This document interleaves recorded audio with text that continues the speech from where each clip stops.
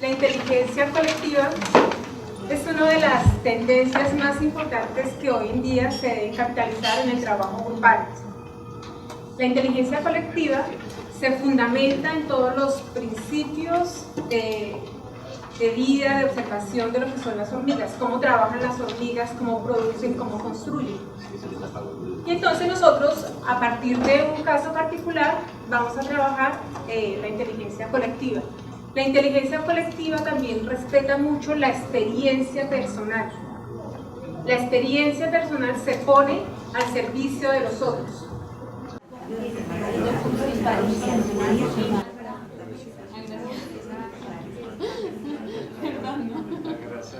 Deber al anfitrión, con todos sus rasgos de anfitrión, intentar que cada uno de los compañeros y compañeras diga algo sobre cuál fue su experiencia con la lectura.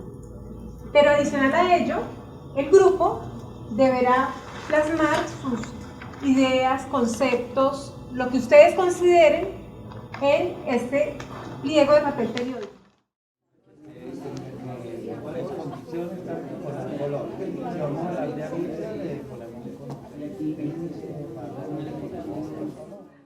Tienen 4 minutos para que expliquen a los nuevos invitados qué trabajaron y cómo lo trabajaron. Nosotros percibimos que tal vez lo que nos dejó la lectura fue como una visión muy de cómo de pronto el entorno familiar. ¿Qué factores influyeron en los aprendizajes de cada una de las dos mujeres del caso? Y la dinámica es la misma. En el otro tercio de la hoja plasman sus ideas. Y yo le cuento eso como yo tuve la oportunidad.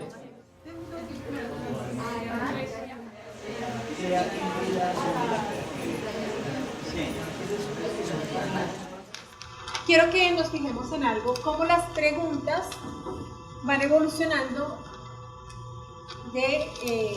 digamos, en el nivel de profundidad. Cuando ustedes estén trabajando algún concepto, alguna temática, ustedes conocen su disciplina, conocen cuál es el sentido de lo que quieren trabajar con el grupo de personas que van a hacer. Intenten que las preguntas vayan evolucionando de tal manera que reten a cada uno de los participantes en el trabajo que ustedes están haciendo. Si ustedes notan, la primera pregunta estaba más orientada al asunto de la experiencia con el material. No había que argumentar, no había que analizar, sino cuál fue mi primera reacción frente a una lectura A, B o C. Esa primera reacción es muy importante porque tiene que ver con las primeras impresiones, qué nos dice algo, y tiene que ver con aquellas creencias sobre lo que nosotros tenemos en particular, cuáles son las creencias sobre algo. Posteriormente hay que poner a los estudiantes, participantes, en otra situación, ya no de la experiencia, ya no hablo desde lo visceral, desde lo que me pasó, desde el acontecimiento, sino que ese acontecimiento hay que irlo convirtiendo en otro contenido, que el contenido tiene que ser más analítico y más reflexivo. Entonces, si notan, en la evolución de las preguntas tendría que encaminarse a ello. Y por último, cuando nosotros llevamos a las personas a que hablen de su experiencia, comprendan su experiencia, se pongan en unidad dialógica con la experiencia, comprender la totalidad de aquello, después la analizamos, la reflexionamos, es ¿qué puedo hacer yo con ello? ¿Qué solución, si es un problema, si es la posibilidad de aportar, tengo yo frente a esa situación? Aquí la lectura de las dos caras de Eva era una excusa, es un pretexto para algo. Los pretextos se los busca cada uno de ustedes, y en el pretexto buscamos cuáles son los propósitos de lo que yo quiero llevar al grupo, y en esos propósitos debe haber siempre el contenido, tendría que orientarse a ese propósito inicial. Para cerrar, quiero manifestarles que de este ejercicio de la inteligencia colectiva, el más importante que les sugiero a ustedes que tengan en cuenta es el último, porque el último es el que lleva a las comunidades y a los grupos a, de acuerdo con su propia experiencia, con sus propias habilidades, con la propia realidad, llegar a soluciones concretas de situaciones en las cuales se encuentran. Las situaciones son múltiples, pero no es venir de afuera una persona extraña a decirles qué hacer, sino con sus propias herramientas cognitivas, sus propias herramientas, todo lo que es el talento que ellos tengan y todo el bagaje cultural es el que se ha de utilizar para que las personas den solución a sus propios problemas. Y quiero agradecerles su tiempo, su atención y especialmente sus aportes. Muchísimas gracias. Muchas gracias.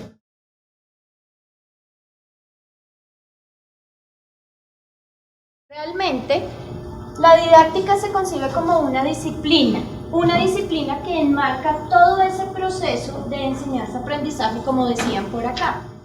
Y yo creo que esta situación se nos presentó a muchos. Yo tuve una experiencia muy agradable con mi maestro era como de álgebra, porque él hacía las cosas totalmente diferentes a las que ocurrían en el colegio. Él llegaba y nos contaba un chiste, luego nos ponía a relacionar el chiste con el tema que estábamos viendo. Si alguien por ahí estaba que se dormía, nos ponía a todos a que cantáramos y él se paraba y nos ponía a bailar con él. O sea, él hacía cosas que a nadie se le hubieran ocurrido hacer al interior de un aula de clase como tal. Entonces, dense cuenta que la forma como yo lleve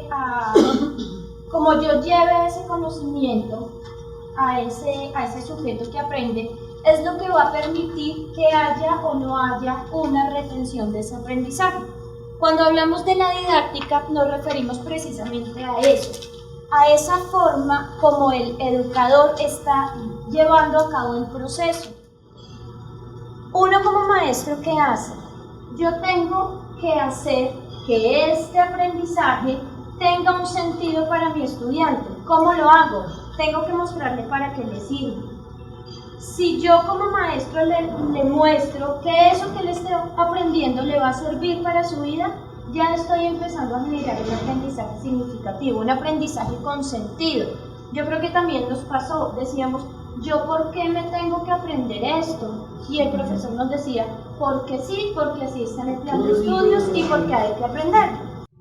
Son un grupo de disciplinas, o sea, no hablamos de una, sino hablamos de varias, por eso decimos ciencias. Y tienen un objetivo y es ofrecerle a esa persona que aprende una visión general de la sociedad en la cual vive. Entonces vamos a abordar básicamente 5 estrategias. La primera de ellas es el aprendizaje basado en problemas. Entonces, el aprendizaje basado en problemas, o conocido como ABP, es un método de aprendizaje que tiene como características que está centrado en el estudiante, es decir, que el aprendizaje es autodirigido, el tutor o el profesor tiene se ve como un guía, que eso es lo que hace como que se diferencie del aprendizaje tradicional. El aprendizaje es cooperativo y tiene como foco de aprendizaje pues el resolver problemas. ¿Mediante qué? Mediante el análisis de escenarios, utiliza la lluvia de ideas, identifica pues elementos conocidos dentro de los problemas, también identifica elementos desconocidos, se hallan lo que son posibles soluciones, luego se define el problema, se obtiene información para así procesar los posibles resultados. Esto se hace con el fin de ¿qué? Pues de desarrollar habilidades que a través del aprendizaje autodirigido y el aprendizaje cooperativo genera un nuevo conocimiento. Lo importante aquí de este aprendizaje no es el problema como tal, sino la metodología, todo este desarrollo de análisis, lluvia de ideas, de identificación de elementos conocidos, desconocidos, para poder llegar al problema, al nuevo conocimiento. Digamos, se establecieron como 3 tiempos, ¿no? Determinar un objeto, cuáles serían los pasos y los resultados que podrían esperarse de ese estudio de caso. En cuanto al objeto, encontramos que antes que encontrar efectivamente soluciones, lo que se pretende, digamos, es analizar y discutir unas posibles soluciones, no tanto que aparezca en el estudio de caso una solución ya concreta y determinada, ya acabada, digámoslo así. Entonces, como objeto es más que todo analizar y discutir posibles soluciones, suscitar una polémica alrededor, digamos, del caso y de las posibles soluciones que puedan encontrarse. En lo que se refiere a los pasos esenciales del estudio de caso, podemos establecer 3 criterios especiales. La entrevista a un profesional experimentado. Aquí perdón, se nos fue la palabra especializado, no es especializado, es experimentado, ¿no? El análisis de estudios documentales y el análisis también de escritos autobiográficos, diarios, memorias y confesiones. ¿Qué se espera con el estudio de caso? Esencialmente 3 elementos. Generar alternativas de solución con su análisis. Efectuar un entrenamiento de trabajo en grupo. Y por último, el desarrollo de las habilidades creativas. Pues esto es esencialmente el componente del estudio de caso. Una de las estrategias didácticas para las ciencias sociales son los organizadores de información, dentro de los cuales encontramos los mapas mentales. Acá tenemos un ejemplo del aprendizaje basado en proyectos. Acá tenemos que debemos empezar pues con una planeación, en este caso un ejemplo de la vida real. Estamos aquí, cómo se logra pues construir una vivienda, pero con qué fin. Aquí la problemática es, acá tenemos una familia víctima del conflicto armado, para no alejarnos del tema, que la casa pues a causa de la violencia que hay en nuestro país pues se perdió. Entonces estamos buscando una solución que la logramos a través de la habilidad y la capacidad de trabajar en equipo. Dentro del mapa mental debemos tener en cuenta unos puntos importantes, que es iniciar dibujando en el centro de la hoja principal, pues el tema, en este caso es el aprendizaje basado en proyectos. Debe tener líneas curvas que indiquen hacia dónde se quiere apuntar. Debe tener pocas palabras, una palabra clave, claro, para que sobre esa palabra luego se explique la teoría. Debe tener dibujos relacionados con esa palabra. Y debe apuntar, ya dije lo de las líneas curvas, o sea, ser muy gráfico y en colores muy llamativos. Colores, imágenes llamativas. Y debe tener, pues, en el caso del proyecto, un inicio, un desarrollo y un final. En este caso estamos buscando, es la solución, que no siempre se da, pero ahora con las viviendas gratis de pronto las víctimas tienen un 50% que es una solución. Y de apuntar a casos prácticos y reales. Pues, básicamente, después de haber surtido ese procedimiento, definió, después de haber hecho el ejercicio de definición del problema, la generación de un proyecto que se denomina la Olimpiada Sociocultural y Deportiva del municipio de San Andrés de Tumaco, que básicamente tiene su justificación en que el conflicto armado ha generado una ruptura del tejido social de esa comunidad. Nos hemos planteado como objetivo fortalecer el tejido social de la comunidad y su relación con el Estado a través de unas Olimpiadas deportivas y socioculturales. Hemos definido como objetivos específicos la recuperación de confianza, el mejoramiento de los canales de comunicación y el trabajo en equipo. Y hemos definido que se va a dirigir hacia las familias urbanas y rurales y hacia los actores institucionales de San Andrés de Tumaco. El plan de trabajo básicamente ha contemplado un cronograma en donde hemos establecido actividades, fechas, responsables, recursos y evaluación. Pues no vamos a entrar en detalles sobre algunos aspectos como recursos y evaluación.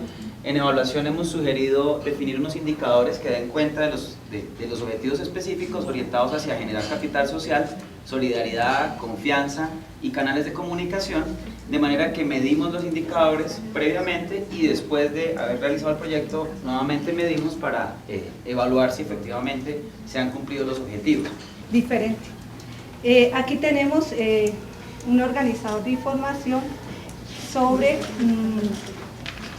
el aprendizaje basado en problemas y el estudio del caso. Como vieron, ya hubo varios ejemplos que se puede llevar a este organizador si ustedes dentro del estudiante, de los alumnos, puede aportar una cosa más a este cuadro, bienvenido. Entonces tenemos primero unas diferencias que se inicia con un problema, ya lo habían hablado varios grupos, y que de esos problemas generan otros problemas, ¿sí?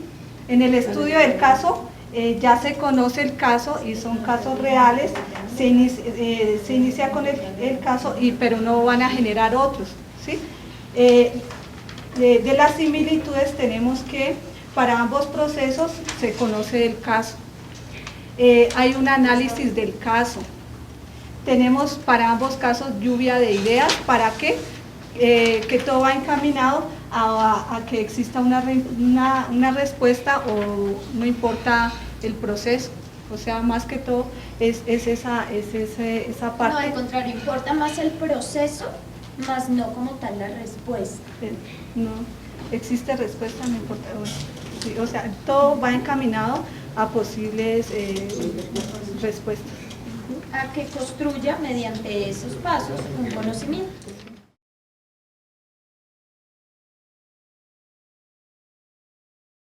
Porque yo no me sé todos los nombres, Carlos, Manuel, eso es muy importante a la hora también de trabajar con los grupos, que los grupos se sientan reconocidos porque yo les llame por su nombre, pero lamentablemente pues la memoria a veces no alcanza para tener en cabeza todos los nombres y menos si nos acabamos de conocer. Voy a tocar rápidamente unos elementos un poco, no digo del todo teóricos, pero para centrarnos a que podamos desarrollar un ejercicio de cómo elaborar preguntas frente a los procesos formativos. En cambio, la evaluación frente al concepto de evaluar un proceso se da desde la valoración, es decir, que tanto ha aprendido el otro. Por eso el concepto de la evaluación como proceso permanente nos lleva a pensar que no es el resultado de, ni si únicamente se hace al final. Y si por X o Y razón la persona con la que yo estoy trabajando y a la cual estoy acompañando un proceso de formación, ese día tuvo una calamidad doméstica, las personas con las que ustedes trabajan en los proyectos, todos los días pueden llegar con una situación diferente y muy seguramente la respuesta va a estar mediada por esa situación. Yo no lo puedo calificar por esa situación puntual. La evaluación siempre será un medio y nunca un fin, como lo decía aquí nuestro amigo John Manuel, no es algo que va al final, va durante el proceso. Miren, cuando hablamos de evaluación que sea integral, que únicamente no evalúe conceptos, sino que tú lo lleves a la práctica. Actitudes, comportamientos, procedimientos, todo es posible de ser evaluado. Ojo, no únicamente lo conceptual que yo pueda transmitir, y bien lo decía la profesora Carolina, nosotros no pretendemos transmitir, y nosotros como formadores, capacitadores, pues para transmitir vaya y busque un texto en internet y lo lee. Es compartir, analizar, reflexionar, pero que eso tenga un significado en el otro. Y ese significado lo da la práctica. Cuando decimos que una evaluación debe ser continua, antes, durante, después, durante todo el proceso se debe dar la evaluación. Es decir, imaginen, ustedes tienen una gran responsabilidad, porque además de ese saber acumulado, adquirido desde su rol y en el momento histórico en el que se encuentran, de su trabajo, además tienen que florecer en estrategias didácticas, pero también incorporar todo este proceso evaluativo frente al otro. La evaluación también es sistemática. ¿Qué quiere decir esto? Que incorpore a cada uno de los actores que hacen parte del proceso de aprendizaje, que se le dé un sentido, o sea, no es preguntar por preguntar, evaluar por evaluar. La evaluación participativa, ¿a qué nos referimos? Por allí atrás, mi compañero que lo dejé solo, Diego. participativa que todos los integrantes del proceso tienen que aportar algo para que haya una evaluación más efectiva y pueda esa evaluación reevaluarse el proceso. Claro, y permitir que nos evalúen a nosotros. Y otra de las características de la evaluación es ser flexible. Cuando decimos que la evaluación es flexible, ¿qué queremos decir, Yolima? Que puede permitirse cambios, que puede cambiar, generar nuevas formas de evaluar. Exacto, ajustarse, adaptarse. Adaptarse a las necesidades y requerimientos del grupo y a sus expectativas. Porque yo como formador puedo tener toda una visión y bueno, tener todo un marco de trabajo, pero cuando yo llego a los estudiantes me encuentro que ellos tienen otras necesidades y también tienen otras competencias, otras experiencias, otras habilidades, entonces yo tengo que ser flexible a todas esas variables.